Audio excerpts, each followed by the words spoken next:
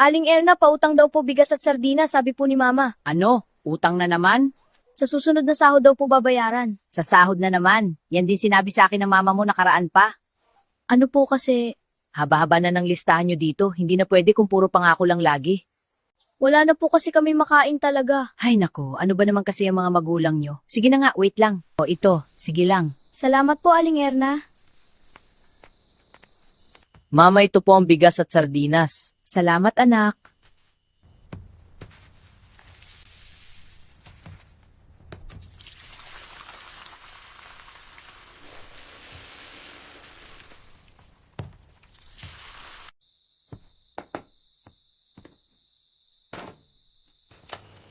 Buti na lang mabait si Aling Erna at pinautang pa tayo. Wala kang awa sa mga anak mo.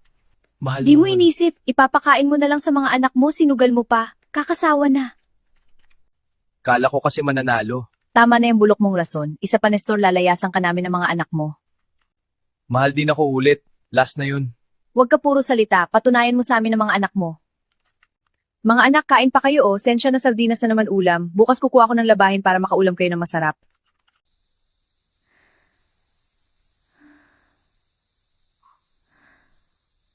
Inay, manonood lang po kami ng TV sa bahay ni Aling Marites. Sige, mag-ingat kayo.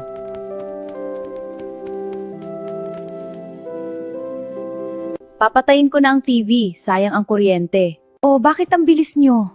Pinatay na po ang TV.